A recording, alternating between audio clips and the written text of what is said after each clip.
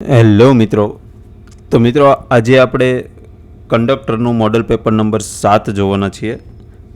તો મિત્રો અગાઉ આપણે જે 6 પેપર મેકેલા છે અને મિત્રો એની લાઈવ ટેસ્ટ પણ તમે આપી શકો છો. તો આ ટેસ્ટ આપવા માટે આપણી એપ્લિકેશનની અંદર એક કોર્સ લોન્ચ કરેલો છે, જે કોર્સ માત્ર 99 રૂપિયામાં છે અને આ ઓફર પણ ટૂંક સમય માટે જ છે. તો મિત્રો જે મિત્રોને જોડાવવું હોય તે 99 રૂપિયામાં જોડાઈ શકે છે. બાકી 49 વાળી જ્યારે ઓફર પૂરી થઈ જાય પછી ઘણા બધા મિત્રોના મેસેજ અને કમેન્ટ આવે છે કે સર અમને 49 રૂપિયામાં આ ફરીથી કોર્સમાં જોઈન કરવા દો, પણ મિત્રો એ પછી પોસિબલ થતું નથી. તો જે મિત્રોને જોડાવવું હોય તે આ 99 રૂપિયામાં જોડાઈ શકે છે. ત્યાર પછી આની પણ પ્રાઇસ વધી જશે, કારણ કે 50 પેપર છે, બરાબર, એકદમ નોમિનલ પ્રાઇસ રાખેલી છે આપણે. તો જે મિત્રોને જોડાવવું હોય ડિસ્ક્રિપ્શનમાં લિંક આપેલી છે, જોડાઈ શકે છે. તો ચલો મિત્રો આજનું આપણે આ પેપર શરૂ કરીએ. સૌથી પહેલો પ્રશ્ન છે કે રાણકી વાવ કયા જિલ્લામાં આવેલી છે કે જેને યુનેસ્કો દ્વારા વર્લ્ડ હેરિટેજ સાઇટનો દરજ્જો મળ્યો છે? તો આ જે રાણકી વાવ જે છે તેને યુનેસ્કો વર્લ્ડ હેરિટેજ સાઇટમાં દરજ્જો ક્યારે મળ્યો? 2014માં, બરાબર. અને એ કઈ જગ્યાએ આવેલી છે, કયા જિલ્લામાં આવેલી છે? તો તેમાં જવાબ છે પાટણમાં આવેલી છે. ક્યાં આવેલી છે? પાટણમાં આવેલી છે. 2014માં તેને યુનેસ્કો વર્લ્ડ હેરિટેજ સાઇટનો દરજ્જો મળેલો છે. અને અત્યારે 100 રૂપિયાની નોટ ઉપર રાણકી વાવનું ચિહ્ન પણ આવે છે, બરાબર, એ તમે પણ જોયું હશે. ચાલો ત્યાર પછી બીજો પ્રશ્ન છે કે ગુજરાતની કઈ નદી મૈકલ કન્યા તરીકે ઓળખાય છે? તો આ મૈકલ કન્યા કઈ નદીને કહેવામાં આવે છે? તો તેમાં જ આવશે આપણી નર્મદા નદીને. ત્રીજો પ્રશ્ન છે કે રાજા ટોડરમલ અકબરના દરબારમાં કયું ખાતું સંભાળતા હતા? તો એ ખાતું સંભાળતા હતા મહેસૂલ ખાતું. કયું ખાતું સંભાળતા હતા? મહેસૂલ ખાતું. ત્યાર પછી ચોથો પ્રશ્ન જોઈએ કે ગુજરાત રાજ્યના વર્તમાન મુખ્યમંત્રી કોણ છે? તો મિત્રો વર્તમાન મુખ્યમંત્રી કોણ છે ગુજરાત રાજ્યના? આપણને બધાને ખબર છે, છતાં પણ તમે નીચે કમેન્ટ કરવાનો છે આનો આન્સર માત્ર તમારે એટલો જ કમેન્ટ કરવાનો મિત્રો, ABCD, જે પણ તમને સાચો આન્સર લાગતો એ તમારે આન્સર કમેન્ટ કરવાનો છે. હવે આમાંથી તમને એકદમ ઇઝી પ્રશ્ન છે, બરાબર, છતાં પણ મેં અહીંયા આવરી લીધો છે કારણ કે આપણે 50 મોડેલ પેપર લેવાના છે. તો આવો એકદમ બેઝિક પ્રશ્ન હોય એ પણ આપણે ભૂલવાનો નથી. તો શરૂઆતના જે મોડેલ પેપર છે તેમાં તમને આવા પ્રશ્નો જોવા મળશે. ત્યાર પછી આવશે આપણે અઘરા પ્રશ્નો આપણે લેતા જઈશું. ચલો તો આનો આન્સર તમારે નીચે કમેન્ટ કરવાનો છે, બરાબર. ચાલો પાંચમો પ્રશ્ન, સ્ટેચ્યુ ઓફ યુનિટી કયા મહાનુભાવની યાદમાં બનાવવામાં આવ્યું છે? તો તેમાં જ આવશે સરદાર વલ્લભભાઈ પટેલની યાદમાં, કારણ કે ત્યાં સરદાર વલ્લભભાઈ પટેલનું સ્ટેચ્યુ પણ છે, બરાબર, આપણે બધાને ખબર જ છે. ચાલો ત્યાર પછી છઠ્ઠો પ્રશ્ન જોઈએ, ગુજરાતનો સૌથી ઊંચો પર્વત કયો ગણાય છે? તો ગુજરાતનો સૌથી ઊંચો પર્વત ગણાય છે ગિરનાર. એની ઊંચાઈ કેટલી છે? 1177 મીટર. કેટલી?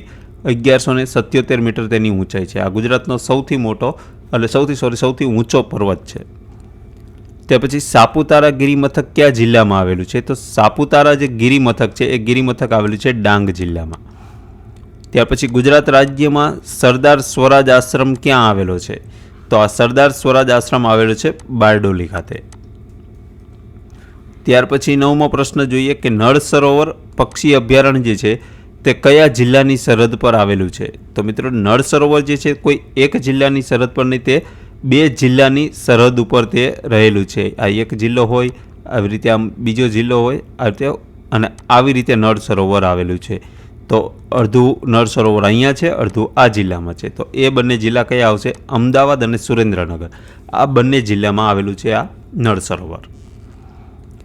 ચલો ત્યાર પછી 10મો પ્રશ્ન જોઈએ, ગુજરાતમાં સૌપ્રથમ સુતરાઉ કાપડની મિલ, જે મિલના માલિક હતા રણછોડલાલ છોટાલાલ, આ ક્યાં શરૂ કરવામાં આવી હતી? તો સૌપ્રથમ વાર જે કાપડની મિલ જે છે એ મિલના માલિક આપણે જોઈએ રણછોડલાલ છોટાલાલ. તો મિલ સૌપ્રથમ ક્યાં શરૂ કરવામાં આવી હતી? તો તેમાં જવાબ આવશે અમદાવાદ ખાતે. કઈ જગ્યાએ શરૂ કરી હતી? અમદાવાદ ખાતે. ત્યાર પછી 11મો પ્રશ્ન, સિદ્ધપુરનો રુદ્ર મહાલય કયા સોલંકી રાજાના સમયમાં પૂર્ણ થયો? હવે ચાલુ કોણે કરાવ્યો હતો? ચાલુ કરાવ્યો હતો મૂળરાજ પ્રથમે. પણ પૂર્ણ કોના સમયગાળામાં થયો? સિદ્ધરાજ જયસિંહના સમયગાળામાં. ત્યાર પછી કયા ગુજરાતી સાહિત્યકાર સવાઈ ગુજરાતી તરીકે ઓળખાય છે? તો સવાઈ ગુજરાતી તરીકે કયા સાહિત્યકારને ઓળખવામાં આવે છે? કાકા સાહેબ કાલેલકરને. ત્યાર પછી 13મો પ્રશ્ન જોઈએ કે રાષ્ટ્રીય શાયરનું બિરુદ ગાંધીજીએ કયા કવિને આપ્યું હતું? તો એ કવિનું નામ છે ઝવેરચંદ મેઘાણીને. નરસિંહ મહેતાની જન્મભૂમિ કઈ ગણાય છે? તો જન્મભૂમિ ગણાય છે ભાવનગરનું તળાજા. જ્યારે એમની કર્મભૂમિ કઈ આવશે? જુનાગઢ. ત્યાર પછી 15મો પ્રશ્ન, ડાંગ દરબારનો મેળો કયા તહેવાર દરમિયાન યોજાય છે? તો કયા તહેવાર દરમિયાન આ ડાંગ દરબારનો મેળો યોજાય છે ડાંગની અંદર? તો તેમાં જ આવશે હોળી જ્યારે આવે છે ત્યારે ડાંગની અંદર આ ડાંગ દરબાર ભરાય છે, જે હોળીના તહેવાર ઉપર આ દરબાર ભરાય છે. ત્યાર પછી સૂર્ય મંદિર જે છે મોઢેરા ખાતે આવેલું છે, એ મોઢેરા કયા જિલ્લામાં આવેલું છે? તો તે આવશે મહેસાણા જિલ્લામાં. ત્યાર પછી ગુજરાતનો ક્ષેત્રફળની દ્રષ્ટિએ સૌથી મોટો જિલ્લો કયો છે? તો ગુજરાતનો ક્ષેત્રફળની દ્રષ્ટિએ સૌથી મોટો જિલ્લો છે કચ્છ જિલ્લો, જેનું ક્ષેત્રફળ જેટલા જિલ્લા છે ગુજરાતના તેની કરતાં સૌથી વધારે છે, કારણ કે અહીંયા કચ્છનું નાનું રણ અને કચ્છનું મોટું રણ એવા બે તો મેન રણ આવેલા છે. ક્ષેત્રફળમાં પણ એ સૌથી વધારે ક્ષેત્રફળ ધરાવે છે ગુજરાતની અંદર. ત્યાર પછી ભારતનું પ્રથમ સ્માર્ટ સિટી પોર્ટ એટલે કે ગિફ્ટ સિટી ક્યાં આવેલું છે? તો ગિફ્ટ સિટી આપણે બનાવેલું છે ગાંધીનગરમાં. ત્યાર પછી 19મો પ્રશ્ન, ગુજરાતમાં કયા સ્થળે મહાશિવરાત્રિનો મેળો ભરાય છે? તો મહાશિવરાત્રિનો મેળો કઈ જગ્યાએ ભરાય છે? તો કે જૂનાગઢના ભવનાથમાં. ત્યાર પછી બંધારણ સભાના પ્રારૂપ એટલે કે ડ્રાફ્ટિંગ સમિતિના અધ્યક્ષ કોણ હતા? તો ડૉક્ટર BR આંબેડકર એટલે કે બાબા સાહેબ આંબેડકર. ત્યાર પછી રસ્તા પર દોરેલી તૂટક સફેદ રેખા શું દર્શાવે છે? તો જ્યારે આપણે રસ્તા ઉપર જતા હોય ત્યારે રસ્તા પર તૂટક સફેદ રેખા દોરેલી હોય છે, એનો મતલબ શું થાય છે?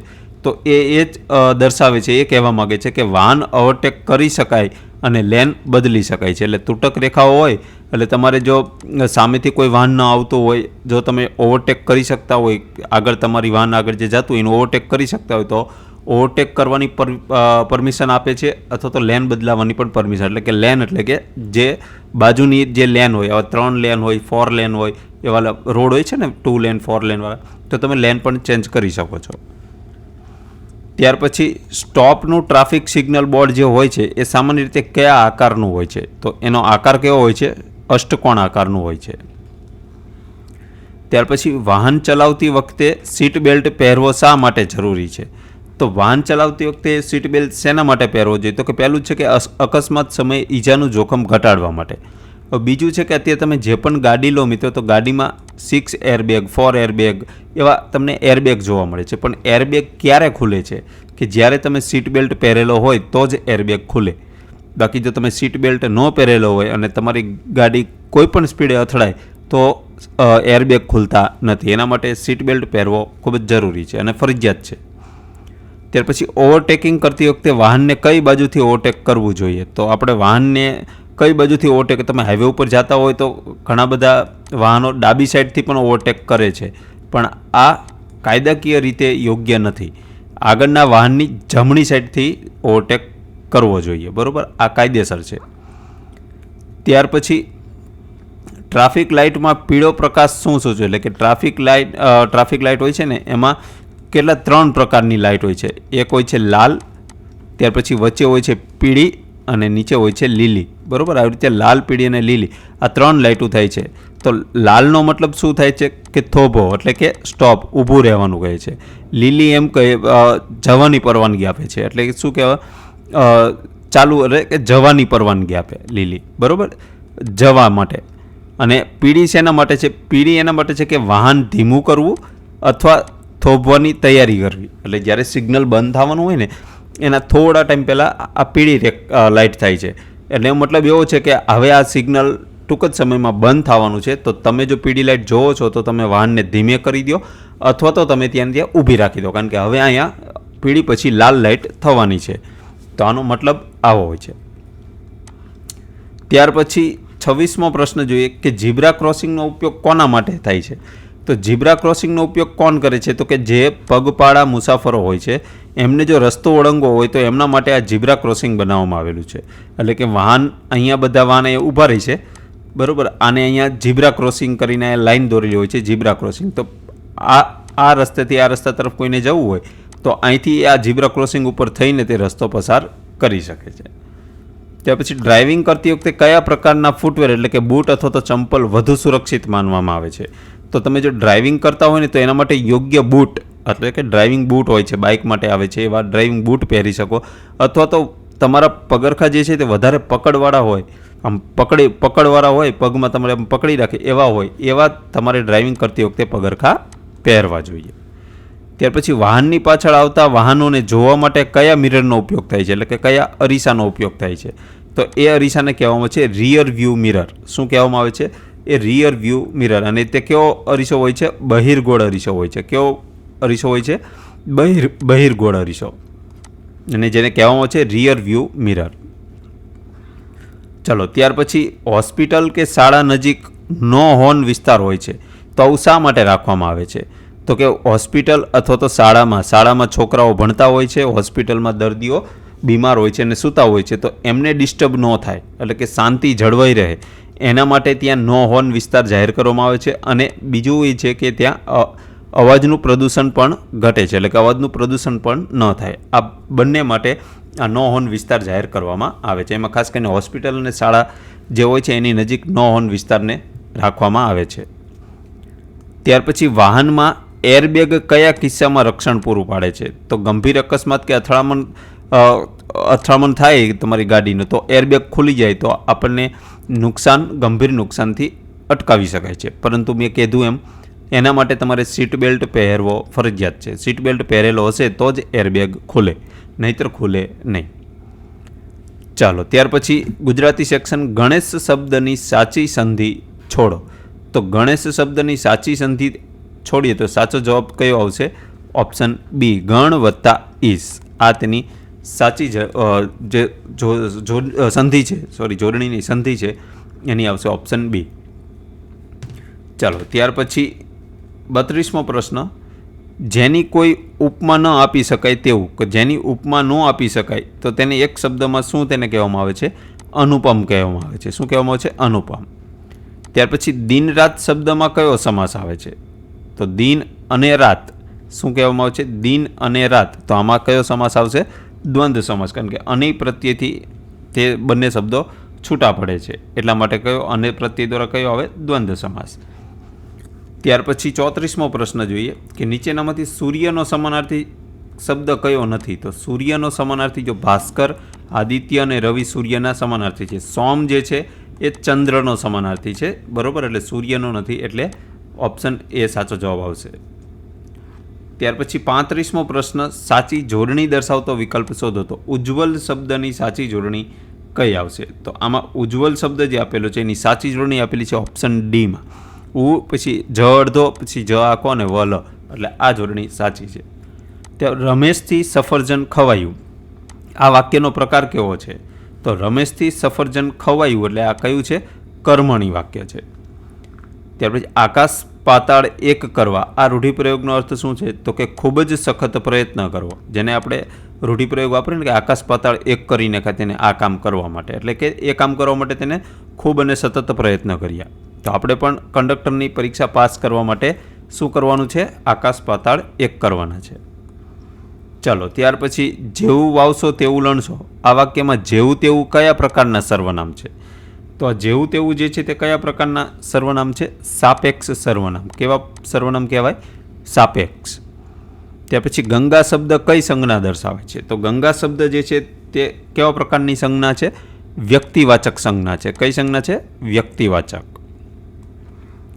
ત્યાર પછી ત્રિલોક શબ્દમાં કયો સમાસ આવે છે? તો ત્રિલોક શબ્દ જે છે ત્રણ લોકનો શું કહેવાય છે? ત્રણ લોકનો સ્વામી. તેને ત્રણ એટલે કે પહેલું જે આવ્યું છે કેવું? સંખ્યાવાચક. પહેલું પદ કેવું છે? સંખ્યાવાચક. તો એના માટે કયો સમાસ આવશે? દ્વિગુ સમાસ. ચાલો, ત્યાર પછી અંગ્રેજી સેક્શન જોઈએ કે select the correct collective noun a ખાલી જગ્યા ઓફ કાઉઝ. તો ખાલી જગ્યા ઓફ કાઉઝ એટલે હર્ડ આવશે. હર્ડ એટલે શું થાય મિત્રો? ટોળું, એટલે કે ગાયોનું ટોળું. તો અહીંયા કલેક્ટિવ નાઉનમાં આવશે. હર્ડ શેમાં આવશે? Collective noun. કેવું નાઉન આવશે? Collective noun. ત્યાર પછી ફિલ ઇન ધ બ્લેન્ક, સી ખાલી જગ્યા ટુ સ્કૂલ એવરી ડે. તો મિત્રો અહીંયા એવરી ડે આપણે ટેન્સ ટૂંક સમયમાં આપણે ચાલુ કરશું.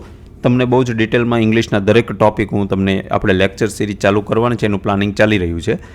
તો એ હું તમને સમજાવીશ. એની અંદર બધું એક એક ટોપિકમાં ડિટેલમાં હું તમને સમજાવીશ વિથ એક્સરસાઇઝ. તો અહીંયા શું કહે છે આ પ્રશ્ન તરફ આપણે આગળ તો કે સી ખાલી જગ્યા ટુ સ્કૂલ એવરીડે. તો એવરીડે એટલે દરરોજની ક્રિયા છે, બરોબર. દરરોજની ક્રિયા હોય તો ત્યાં કયો કાળ વપરાય છે? સાદો વર્તમાન કાળ વપરાય છે. કયો વપરાય છે? સાદો વર્તમાન કાળ. તો સાદા વર્તમાન કાળમાં તમારે જે રૂપ હોય છે તે રૂપની અંદર શું આવે છે?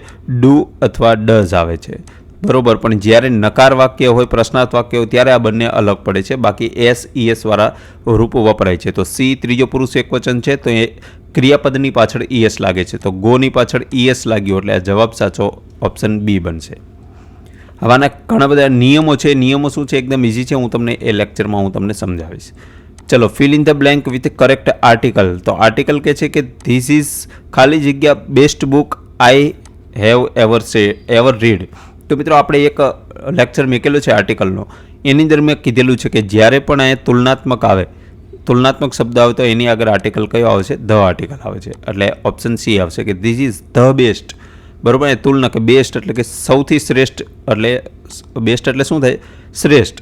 તો એના માટે આપણે ધ આર્ટિકલનો આપણે અહીંયા ઉપયોગ કરી શકીએ છીએ. ચાલો, ત્યાર પછી 44મો પ્રશ્ન, ઓપોઝિટ જેન્ડર ઓફ કિંગ. તો કિંગનું ઓપોઝિટ જેન્ડર કયું થશે? તો ક્વીન થશે. ત્યાર પછી છે 45મો પ્રશ્ન છે કે complete the sentence he died ખાલી જગ્યા કેન્સર. તો હી ડાઈડ ખાલી જગ્યા કેન્સર. તો આની અંદર સાચો આન્સર શું આવશે? ઓફ, એટલે કે ઓપ્શન એ. વિથ નહીં આવે, બાય નહીં આવે, એટલે કે તેના દ્વારાનું આવે, તેની સાથેનું આવે, તેના ફ્રોમ એટલે ત્યાંથી, કેન્સરથી એ પણ આવી શકે. પણ અહીંયા આપણે કેન્સરમાં શું આવશે? ઓફ આવશે. એટલે ફ્રોમનો આવે. ફ્રોમ તો આપણે એક જગ્યાએથી બીજી જગ્યા માટે આપણે ફ્રોમનો ઉપયોગ કરીએ છીએ. ચલો, ત્યાર પછી choose the correct passive voice. તો કે બર્ડ્સ બિલ્ડ નેસ્ટ. તો બર્ડ બિલ્ડ્સ નેસ્ટ એટલે શું કહે છે કે પક્ષીઓ માળો બનાવે છે. હવે આનું આપણે પેસિવ વાક્ય બનાવવાનું છે. તો તેમાં જ આવશે નેસ્ટ્સ આર બિલ્ડ બાય બર્ડ્સ. તો ઓપ્શન સી સાચો જવાબ આવશે. ચલો, ત્યાર પછી 47મો પ્રશ્ન, સિનોનિયમ એટલે કે સમાનાર્થી આપણે અહીં કહેવાનું છે. બ્રીફ શબ્દનો સમાનાર્થી શું થશે? તો બ્રીફનો સમાનાર્થી થશે શોર્ટ. હવે બ્રીફ એટલે શું થાય? બ્રીફ એટલે લોંગ થાય. આપણે કહીએ છીએ ને કે તમારું બ્રીફ ઇન્ટ્રોડક્શન આપો, એટલે કે તમારું પૂરું ઇન્ટ્રોડક્શન, આખું ઇન્ટ્રોડક્શન આપો. તો બ્રીફ એટલે લોંગ થાય, આખું થાય, અને શોર્ટ એટલે ટૂંકું થાય. તો આપણને શું પૂછ્યું?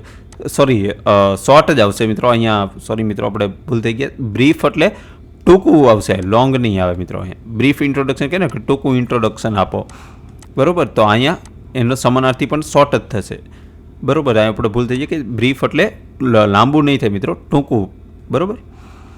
ચાલો, ત્યાર પછી એન્ટોનિયમ છે. એન્સન્ટ શબ્દ જે છે એનો શું પૂછ્યો છે આપણને? એન્ટોનિયમ એટલે કે વિરુદ્ધાર્થી. તો એન્સન્ટ એટલે શું કે આપણે કહેવાય ને એન્સન્ટ હિસ્ટ્રી, એટલે કે એન્સન્ટ હિસ્ટ્રી એટલે શું કહેવાય? પ્રાચીન ઇતિહાસ, બરાબર. તો પ્રાચીન, આ એન્સન્ટ એટલે શું થાય? પ્રાચીન. તો આપણને એનો વિરુદ્ધાર્થી પૂછ્યો છે. તો પ્રાચીનનો વિરુદ્ધાર્થી શું થાય? મોડર્ન એટલે આધુનિક. ચલો, choose the correctly spelled word. એટલે કે રિસીવ જે શબ્દ છે એનો સાચો સ્પેલિંગ અહીંયા આપણે કહેવાનો છે. તો રિસીવનો સાચો સ્પેલિંગ કયો આવશે? RECEIVE. તો આ રિસીવનો સ્પેલિંગ મિત્રો આ ઘણી બધી પરીક્ષામાં પૂછાયેલો છે, બરાબર. તો આને તમારે જોઈ લેવાનો એકવાર, RECEIVE, બરાબર. તો આ આપણે યાદ રાખવાનું. ચાલો, ત્યાર પછી 50મો પ્રશ્ન, આઈડેન્ટિફાઈ ધ કન્જક્શન. તો કે I called him but he did not answer. તો આમાં કન્જક્શન કયું છે? સંયોજક કયું છે? તો ઓબ્વિયસલી શું છે? બે વાક્યને જોડે છે એનાથી બટથી જોડાય છે, એટલે ઓપ્શન સી કન્જક્શન છે. ચાલો, ત્યાર પછી મેથેમેટિક્સનો સેક્શન જોઈએ કે 50ના 20% કેટલા થાય? તો 50ના આપણે 20% કરીએ તો કેટલા થાય? 50ના 20% થશે 10. હવે આપણે એનું સિમ્પલ આપણે 20%ને આપણે અડધા કરીએ. 50ના 10% કેટલા થાય? તો 50 છે એના 10% કરવા હોય તો સીધું બિંદુ ઉડાડી દઈએ એટલે કેટલા થાય? 5. તો આપણને 20% આપી છે તો આને ડબલ કરી દઈએ તો 10 થઈ જાય ને. તો ડાયરેક્ટ સિમ્પલ આન્સર આવી જાય 10. જો એક ચોરસની બાજુની લંબાઈ 6 સેન્ટીમીટર હોય તો તેનું ક્ષેત્રફળ કેટલું થાય? જો બાજુની લંબાઈ કેટલી કીધી છે? 6 સેન્ટીમીટર. તો તેનું ટોટલ ક્ષેત્રફળ કેટલું થશે? 36 ચોરસ સેન્ટીમીટર. ત્યાર પછી 53મો પ્રશ્ન જોઈએ કે શ્રેણી પૂર્ણ કરો. 2, 4, 8, ત્યાર પછી 16, ત્યાર પછી 32 અને ત્યાર પછી શું આવશે? 64. એટલે શું કરીશું? 2 ના 4, 4 દુ 8, 8 દુ 16, 16 દુ 32 ને 32 દુ 64 આવશે, બરાબર. ચાલો ત્યાર પછી શું છે કે છે 15 ટાઈમ્સ 4 ડિવાઈડ 2 પ્લસ 5. એટલે આનો મતલબ શું છે કે આનો મતલબ કે 15 ટાઈમ્સ 4 એટલે કે 15 ટાઈમ્સ 4 છે એટલે 15 ગુણ્યા 4 ડિવાઈડ બાય 2 પ્લસ 5. આ એનું સમીકરણ થાય છે. હવે 15 ચોક કેટલા થાય? 15 ચોક 60, 60 ભાગ્યા 2 વત્તા 5 એટલે 60 ભાગ્યા 2 કરો એટલે 30, 30 વત્તા 5 એટલે કેટલા થાય? 35, બરાબર. આ એમ કહેવા માંગે છે, સિમ્પલ છે. 35 જવાબ આનો સાચો આન્સર આવશે. ચાલો ત્યાર પછી 1 થી 5ની સરેરાશ કેટલી થાય? તો 1 થી 5 જે હોય છે એની તમે સરેરાશ કાઢો તો કેટલી થાય? સિમ્પલ છે, તેની સરેરાશ કેટલી થશે? 3. હવે એ કેવી રીતે થાય મિત્રો? 1, આ 2, આની સરેરાશ આપણે કાઢીએ 3, આ 4 અને આ 5. હવે સરેરાશમાં મિત્રો વચ્ચેનું પદ તેની એવરેજ હોય. આ 2 પદ, આ 2 પદ કાઢી નાખો. વચ્ચે કયું હોય? બરાબર, 3. હવે એમનો તમારે કાઢવું હોય તો આ બધાનો સરવાળો કરો અને ભાગ્ય જેટલી સંખ્યા હોય એટલી કરો. તો આ બધાનો સરવાળો કેટલો છે? 1 ને 2 3, 3 દુ ને 6, 6 ને 4 10 ને 5 15. તો આ 15 થયા. હવે 15 ભાગ્યા કેટલી સંખ્યા છે? 5 સંખ્યા છે. તો 15 ભાગ્યા 5, તો 5 તરી 15 આવી ગયા 3. તો આનો સાચો આન્સર આવશે 3. ચાલો ત્યાર પછી 56મો પ્રશ્ન કે એક ઘડિયાળમાં 3 વાગ્યા હોય ત્યારે કલાક કાંટા અને મિનિટ કાંટા વચ્ચે કેટલા અંશનો ખૂણો બને? હવે એક ઘડિયાળમાં 3 વાગ્યા હોય તો એના કલાક કાંટા અને મિનિટ કાંટા વચ્ચે જે ખૂણો બને છે, ખૂણો કેટલા અંશનો બને છે? 90 અંશનો ખૂણો બને. ત્યાર પછી જો કેટને આપણે લખી શકાય 24 લખી શકાય, એટલે કે C = 3, A = 2 અને T = 20. તો એવી જ રીતે આ ડોગનો મતલબ શું થાય? હવે તો ડોગને આપણે એક કોડમાં કેવી રીતે લખી શકીએ? તો ડોગનો કોડ કયો થશે? તો તેમાં જવાબ આવશે, સોરી મિત્રો અહીંયા થોડુંક હા બરાબર રેડી, ઓકે. C = 3 અને આ એના કોડ કેટ આપેલો છે, એનો કોડ આપેલા છે. તો એમાં ડોગનો કોડ શું થશે? 26 થશે. કેવી રીતે 26 થશે? A = 1, B = કેટલા થાય? B = 2 ને 3 એટલે 3 ને 4, 4 ને 2 8. ઓકે, આનો ટોટલ કરેલો છે. તો આપણે સિમ્પલ અહીં કહ્યું D એટલે કેટલા છે? A B C D એટલે 4 થશે. ઓનો કયો થશે? A B C D E F G H I J K L M N O. O એટલે 15, બરાબર. 15 ને 4 19 અને G A B C D E F G 7 એટલે વત્તા 7 એટલે 15 વત્તા 7 22, 22 ને 4 26 થઈ ગયા. તો આનો સાચો આન્સર આવશે 26. રેડી? આવી રીતે આ કોડ સોલ્વ થાય છે. ચાલો ત્યાર પછી 58મો પ્રશ્ન કે રામ ઉત્તર તરફ 5 કિલોમીટર ચાલે છે. રામ ક્યાં? ઉત્તર તરફ આમ ચાલ્યો અને 5 કિલોમીટર ચાલ્યો. પછી જમણી તરફ વળી 3 કિલોમીટર, એટલે જમણી તરફ વળીને અહીંયા 3 કિલોમીટર, અહીંયા 5 અને અહીંયા 3 કિલોમીટર ચાલે. હવે તે કઈ દિશા તરફ જઈ રહ્યો હશે? તો હવે તે કઈ દિશા તરફ જઈ રહ્યો હશે તો તેની દિશા કહેવાની છે. તો મિત્રો આ દિશા કઈ આવશે? આ પૂર્વ આવે, આ પશ્ચિમ આવે, આ ઉત્તર આવે અને આ દક્ષિણ આવે. રેડી? તો હવે કઈ દિશા તરફ એનું મોં છે? કઈ બાજુ જઈ રહ્યું છે? પૂર્વ તરફ. એટલે ઓપ્શન સાચો આવશે, ઓપ્શન A. ત્યાર પછી 10 પેનની કિંમત 100 રૂપિયા હોય તો એક પેનની કિંમત કેટલી થાય? તો હવે 10 પેનની 100 રૂપિયા હોય તો આ 100 ભાગ્યા 10 કરો તો કેટલા થાય? મીંડું જાય, બરાબર. તો 10 જવાબ આવશે, બરાબર ને? સોરી, અહીં 2 મિનિટ નહીં, આ 100 ભાગ્યા 10 એટલે 1 મીંડું જતું રહ્યું, બરાબર. એટલે 10 વધ્યો અહીંયા આન્સર, બરાબર. એટલે એક પેનની કિંમત કેટલી થાય? 10 રૂપિયા. ત્યાર પછી અલગ પડતો વિકલ્પ શોધો. હવે નીચેનામાં અલગ વિકલ્પ કયો પડે છે? જો અહીં સફરજન, કેરી અને કેળું આ ત્રણેય શું છે? ફળો છે. શું છે? અને જ્યારે બટાકા શેમાં આવશે? શાકભાજીમાં આવશે, બરાબર. તો આ શું પડે છે? આ ત્રણથી અલગ પડે છે. ચાલો ત્યાર પછીનો પ્રશ્ન જોઈએ કે GSRTCનું પૂરું નામ શું છે? તો GSRTCનું ફૂલ ફોર્મ શું આવશે મિત્રો? Gujarat state road transport corporation. Option A સાચો આન્સર આવશે. ત્યાર પછી 62મો પ્રશ્ન GSRTCની સ્થાપના કઈ તારીખે થઈ હતી? મિત્રો આપણે અગાઉના મોડલ પેપરમાં પણ આ લઈ લીધેલું છે. કેમ? આ જાણી જોઈને મેં ક્વેશ્ચન અહીંયા લીધેલો છે, કારણ કે આ એકદમ ઇઝી ક્વેશ્ચન છે.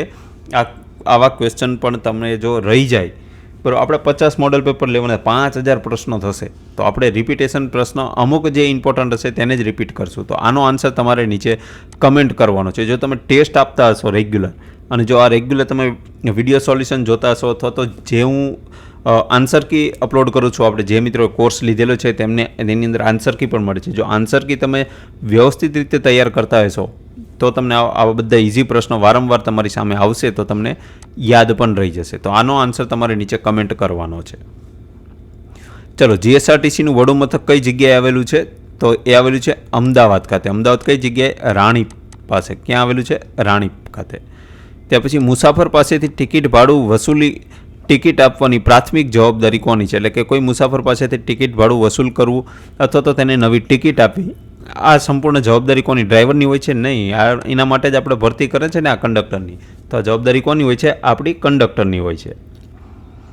ચાલો, ત્યાર પછી જીએસઆરટીસીમાં વોલ્વો બસ જે આવે છે તે કયા નામથી પણ જાણીતી છે? તો એ કે પ્રીમિયમ બસ છે, લક્ઝરી બસ છે અને એસી બસ છે, એના નામથી જાણીતી છે. એટલે એને આમ તો એમ ન કહી શકાય કયા નામથી જાણીતી છે, બરાબર, પણ એમાં એવું પૂછે, એની લાક્ષણિકતા પૂછે તો એ પ્રીમિયમ ક્વોલિટીની બસ છે અને તેમાં એસી પણ હોય છે.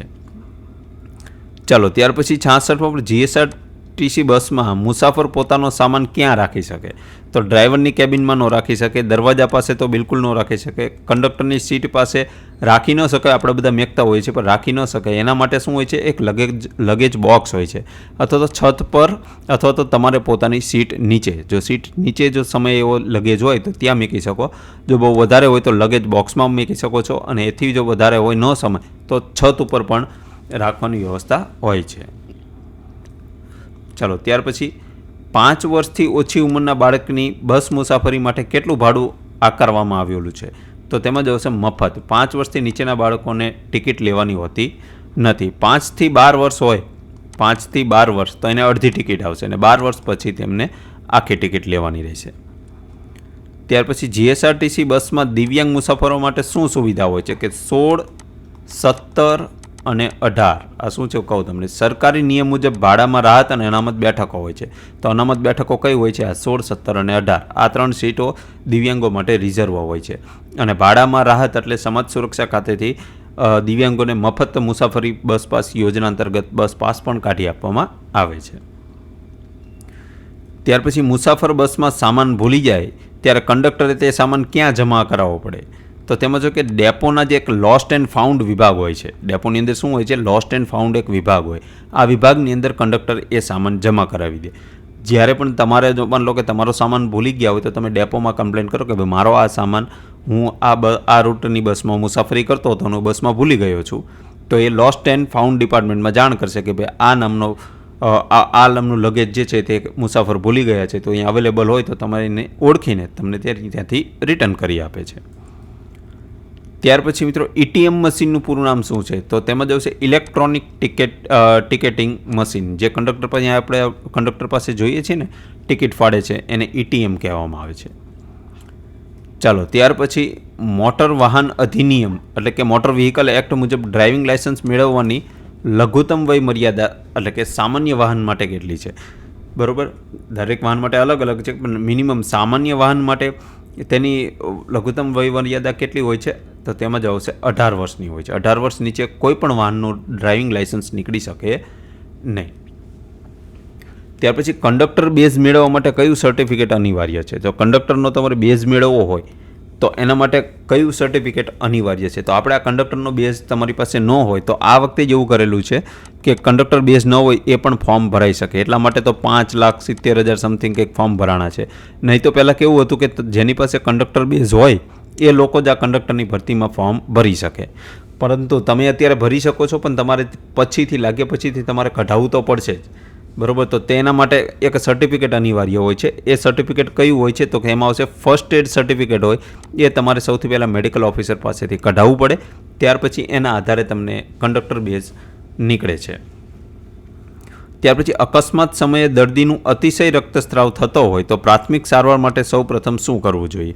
તો અકસ્માત સમયે જે ઇમરજન્સી જો એમને લોહી નીકળતું હોય, બહુ જ અતિશય લોહી નીકળતું હોય તો એની પ્રાથમિક સારવાર માટે એના માટે શું કરવું પડે? તો કે એના પર ઘા ઉપર જે જગ્યાએ ઘા લાગેલો હોય એના ઉપર સ્વચ્છ કાપડ એક મૂકી અને તેને દબાણ આપવું, જેથી કરીને જે લોહી છે તે બહાર વધારે વહી ન જાય એટલા માટે. તો આ એ પ્રાથમિક સારવાર માટે છે. અને ત્યાર પછી તેને હોસ્પિટલમાં તો જલ્દીથી જલ્દી ખસેડવો જ પડે છે, બરાબર. ત્યાર પછી માનવ શરીરમાં સામાન્ય બ્લડ પ્રેશર એટલે કે બીપી કેટલું હોવું જોઈએ? તો સામાન્ય કોને કહેવાય? તો તેમાં જવાબ આવશે સામાન્ય 120 અને 80 mm અને Hg. આ જે છે એ શું છે? સામાન્ય. જો આથી ઓછું હોય એટલે કે જો 120થી વધારે હોય તો બીપી હાઈ થઈ જાય, 80થી નીચે હોય તો બીપી લો કહેવાય. ત્યાર પછી કંડક્ટરે મુસાફરો પ્રત્યે કેવું વર્તન રાખવું જોઈએ? તો એના માટે આવશે વિનમ્ર, મદદગાર અને સભ્ય વર્તન કંડક્ટરે વર્તવું જોઈએ. ભલે એ વસ્તુ અલગ છે કે કોઈ મુસાફર તમારું મગજ ખાતો હોય તો તમે ગરમ થઈ જતા હોય, પણ એ પ્રેક્ટિકલ રસ્તો છે, પણ આવું હોવું જોઈએ, વિનમ્ર રહેવું જોઈએ, કારણ કે તમારે એમની સાથે જ નોકરી કરવાની છે. બસ ઉપડતી વખતે કંડક્ટરે શું ધ્યાનમાં રાખવું જોઈએ? તો બસ ઉપાડવી હોય એના પહેલાં કંડક્ટરે એ સુરક્ષિત કરી લેવાનું રહેશે કે બધા જ મુસાફરો સુરક્ષિત રીતે બેસી ગયા છે, બધી સીટો ફૂલ છે, રિઝર્વેશનવાળા જે પેસેન્જરો છે તે આવી ગયા છે, બરાબર. બધા આવી ગયા પછી દરવાજો યોગ્ય રીતે બંધ છે કે નહીં, પછી જ તે એક બેલ મારે. એ બેલ વાગે એટલે ડ્રાઈવર સમજી જાય કે હવે બધું કંડક્ટરે ચેકઅપ કરી લીધું છે, હવે રેડી છે, હું બસ ચલાવી શકું છું. એટલે ડ્રાઈવર પછી ત્યાંથી બસ ઉપાડી લે. ચલો, ત્યાર પછી 77મો પ્રશ્ન, CPRનું પૂરું નામ શું છે? તો CPRનું પૂરું નામ શું થશે? તો તેમાં જવાબ આવશે ઓપ્શન એ. CPRનું પૂરું નામ શું છે? કાર્ડિયોપલ્મોનરી રેસિક્ટિઝેશન. શું લખેલું છે મેડમ? રેસ્યુક્ટિએશન, બરાબર. આ CPRનું પૂરું નામ શું છે? કાર્ડિયોપલ્મોનરી રેસ્યુક્ટેશન, બરાબર. તો આનું પૂરું નામ છે. શબ્દ પણ એવો અઘરો છે, એકવારમાં તો બોલી પણ નથી શકાતો, બરાબર. તો આને તમે વારંવાર તમે જોઈ લીજો, એકવાર 2-5 વાર લખી નાખજો એટલે તમને યાદ પણ રહી જાય. રેડી? ચલો, ત્યાર પછી કોઈ પણ નશો કરીને વાહન ચલાવવું એ AMV એટલે કે મોટર વ્હીકલ એક્ટની કઈ કલમ હેઠળ ગુનો બને છે? તો એ કઈ કલમ હેઠળ એ ગુનો બને છે? તો કલમ નંબર 185 હેઠળ આ ગુનો બને છે. ત્યાર પછી 79મો પ્રશ્ન, અકસ્માતમાં હાડકાં ભાંગી જવાની સ્થિતિમાં શું કરવું જોઈએ? તો અકસ્માત થયો અને હાડકાં ભાંગી ગયા તો પ્રાથમિક સારવાર માટે તમારે શું કરવું જોઈએ? તો કે ભાંગેલા ભાગને હલનચલન ન થાય એ રીતે તેને સપોર્ટ આપીને તે વ્યવસ્થિત રીતે કોઈપણ જે પણ હાડકાં ભાંગેલા હોય તેમને સુવડાવી દેવા જોઈએ. ચાલો, ત્યાર પછી બસમાં કોઈ મુસાફર અચાનક બેભાન થઈ જાય તો કંડક્ટરે સૌપ્રથમ શું કરવું જોઈએ? તો હવાની અવર જવર જાળવવી, એટલે કે બારીઓ ખુલ્લી રાખીને બારીઓ આજુબાજુ જો કોઈ ઊભા હોય તો તેમને ખસેડીને એટલે હવાની અવર જવર થાય એ વ્યવસ્થા કરવી અને પ્રાથમિક સારવાર આપવા માટે નજીકની હોસ્પિટલમાં તેને પહોંચાડવા જોઈએ. ત્યાર પછી કોમ્પ્યુટરનું મગજ કોને કહેવામાં આવે છે? તો કોમ્પ્યુટરનું મગજ કહેવામાં આવે છે CPU, સેન્ટ્રલ પ્રોસેસિંગ યુનિટને. ત્યાર પછી કોમ્પ્યુટરમાં રેમનું પૂરું નામ શું છે? તો રેમનું પૂરું નામ થશે રેન્ડમ એક્સેસ મેમરી, એટલે ઓપ્શન એ. ત્યાર પછી 83મો પ્રશ્ન છે કે MS વર્ડમાં નવી ફાઇલ ખોલવા માટે કઈ શોર્ટકટ કીનો ઉપયોગ થાય છે? તો નવી ફાઇલ ખોલવી હોય તો એના માટે શોર્ટકટ કી છે Ctrl+N. ત્યાર પછી નીચેનામાંથી કયું ઇનપુટ ડિવાઇસ છે? તો મોનિટર જે છે કેવું છે? Output device. પ્રિન્ટર પણ શું કરે? આઉટપુટ આપે. સ્પીકર પણ શું કરે? આઉટપુટ આપે. જોયસ્ટિક જે છે તે ઇનપુટ ડિવાઇસ છે, એટલે ઓપ્શન બી સાચો જવાબ આવશે. કોમ્પ્યુટરમાં URLનું પૂરું નામ શું છે? તો URLનું પૂરું નામ છે યુનિફોર્મ રિસોર્સ લોકેટર, એટલે એ છે ઓપ્શન એમાં. ત્યાર પછી 86મો પ્રશ્ન જોઈએ કે ભારતનું પ્રથમ સુપર કોમ્પ્યુટર કયું હતું? તો ભારતનું પ્રથમ સુપર કોમ્પ્યુટર હતું પરમ 8000. ત્યાર પછી MS એક્સેલમાં ગણતરી કે ફોર્મ્યુલા શરૂ કરવા માટે કયા ચિહ્નનો ઉપયોગ થાય છે? એટલે કે એક્સેલની અંદર એક આ સેલ હોય છે, આ સેલની અંદર તમારે માન લો કે સમ ફોર્મ્યુલા લગાવ્યું હોય તો સમ ફોર્મ્યુલા તમે કેવી રીતે લગાવી શકો છો? એના માટે સૌથી પહેલાં અહીંયા કઈ સાઇનનો ઉપયોગ કરવામાં આવે છે? તો ઇક્વલ સાઇન કરો પછી સમ લખો તો તમારે આ ફોર્મ્યુલા લાગે છે. તો ઇક્વલ સાઇનથી શરૂઆત થાય છે કોઈપણ ફોર્મ્યુલાની એક્સેલની અંદર. ત્યાર પછી કમ્પ્યુટરમાં પરમેનન્ટ એટલે કે નોન વોલેટાઇલ મેમરી કઈ ગણાય છે? તો તેમાં જ આવશે ROM. ત્યાર પછી Ctrl+C નો ઉપયોગ કોમ્પ્યુટરમાં શેના માટે થાય છે? તો કટ કોપી પેસ્ટ. તો કોપી માટે Ctrl+C આવશે, કટ માટે શું આવશે? Ctrl+X આવશે, બરાબર. કટ માટે Ctrl+X આવે, કોપી માટે Ctrl+C આવે અને પેસ્ટ માટે Ctrl+P આવશે. ચલો, ત્યાર પછી WWWનું પૂરું નામ શું છે? તો વર્લ્ડ વાઇડ વેબ. આ WWWનું ફૂલ ફોર્મ છે. ત્યાર પછી કોમ્પ્યુટરમાં ડિલીટ કરેલી ફાઇલો કામચલાઉ ધોરણે ક્યાં જાય છે? તો કોમ્પ્યુટરમાંથી તમે કોઈ ફાઇલ માત્ર ડિલીટ કીથી ડિલીટ કરેલી હોવી જોઈએ મિત્રો. જો આ એક માત્ર ડિલીટ કીથી તમે ડિલીટ કરેલી હોય તો એ ફાઇલ કામચલાઉ ધોરણે તે રિસાયકલ બિનમાં સ્ટોર રહેલી હોય છે. પરંતુ જો તમે શિફ્ટ સાથે ડિલીટ કરેલી હોય, શિફ્ટ પ્લસ ડિલીટ કરેલી હોય તો એ ફાઇલ પરમેનન્ટલી ડિલીટ થઈ જાય છે. એ ફાઇલ પછી તમને તમારા કોમ્પ્યુટરમાં કોઈ પણ જગ્યાએ જોવા મળતી નથી. ત્યાર પછી કમ્પ્યુટર સ્ક્રીન પર દેખાતા નાજુક ચિત્રો કે આઇકોન્સને શું કહેવામાં આવે છે? તો સ્વાભાવિક છે, અહીં આઇકોન્સ લખેલું જ છે તો તેને આઇકોન્સ જ કહેવામાં આવે છે. ત્યાર પછી નીચેનામાંથી કયું સોશિયલ મીડિયા પ્લેટફોર્મ નથી? તો ફેસબુક સોશિયલ મીડિયા પ્લેટફોર્મ છે, એક્સ જે પહેલાં ટ્વિટર કહેવાતું હતું એ પણ શું છે? Social media platform. ઇન્સ્ટાગ્રામ પણ social media platform. MS paint જે છે તે સોશિયલ મીડિયા પ્લેટફોર્મ નથી, એક એપ્લિકેશન છે. ત્યાર પછી કોમ્પ્યુટરમાં સૌથી નાનો ડેટા યુનિટ કયો છે? તો ડેટા યુનિટ સૌથી નાનો છે બીટ. ત્યાર પછી ઈમેલ મોકલવા માટે કયો પ્રોટોકોલ વપરાય છે? તો ઈમેલ મોકલવા માટે કયો પ્રોટોકોલનો ઉપયોગ થાય છે? SMTP protocol. SMTP પ્રોટોકોલનું ફૂલ ફોર્મ શું થાય છે? Simple mail transfer protocol. ત્યાર પછી 96મો પ્રશ્ન કે કોમ્પ્યુટર સિસ્ટમને રિબૂટ કરવા માટે કઈ કીનો સંયોજક વપરાય છે? એટલે કે રિબૂટ કરવું હોય, કોમ્પ્યુટરને રિબૂટ કરવું હોય શોર્ટકટ કીથી તો કેવી રીતે તમે કરી શકો? તો કંટ્રોલ અલ્ટર ડિલીટ. આપણે આમ અલ્ટર કંટ્રોલ ડિલીટ બોલતા હોઈએ છીએ, બરોબર? જે કોમ્પ્યુટરમાં અલ્ટર કંટ્રોલ ડિલીટ વાપરે ને એ અલ્ટર કંટ્રોલ ડિલીટ જ બોલે છે અને કંટ્રોલ અલ્ટર ડિલીટ એ બંને એક જ થાય છે. તમે કોઈ પણ એક સાથે પ્રેસ કરી શકો છો. MS ઓફિસમાં પાવર પોઈન્ટમાં નવી સ્લાઇડ ઉમેરવી હોય તો તેના માટે કઈ કી વપરાય છે? મિત્રો આપણે એક પહેલાં કયા બીજા મોડેલ પેપરમાં મેં તમને કીધું તો આ પ્રશ્ન આવ્યો હતો, બરાબર? મેં તમને કીધું તો જાણીને હું તમને કહીશ. તો આ પ્રશ્ન મેં એટલે માટે લઈ લીધો. કંટ્રોલ M જ આવશે. તમારે કોઈ પણ પાવર પોઈન્ટમાં સ્લાઇડ એડ કરવી હોય ને તો કંટ્રોલ M કરો એટલે નવી સ્લાઇડ એડ થઈ જશે. ત્યાર પછી છે કે વાઈફાઈનું પૂરું નામ શું છે? તો વાઈફાઈનું પૂરું નામ થશે વાયરલેસ ફિડેલિટી. વાયરલેસ ફિડેલિટી આ શું છે? વાઈફાઈનું ફૂલ ફોર્મ છે. ત્યાર પછી 99મો પ્રશ્ન કે PDF ફાઇલનું પૂરું નામ શું છે? તો PDF ફાઇલનું પૂરું નામ થશે પોર્ટેબલ ડોક્યુમેન્ટ ફોર્મેટ. ત્યાર પછી કોમ્પ્યુટરને વાયરસથી બચાવવા માટે શેનો ઉપયોગ કરવામાં આવે છે? તો એમાં જવાબ છે એન્ટીવાયરસ સોફ્ટવેરનો ઉપયોગ કરવામાં આવે છે. તો મિત્રો આ આપણે 7મું મોડેલ પેપર જોયું. તો આ મોડેલ પેપર જો તમને પસંદ આવ્યું તો વિડીયોને લાઇક, શેર અને ચેનલને સબસ્ક્રાઈબ જરૂરથી કરી દીજો. તો ચલો મિત્રો આપણે મળશું નવા વિડીયોમાં. જય હિન્દ.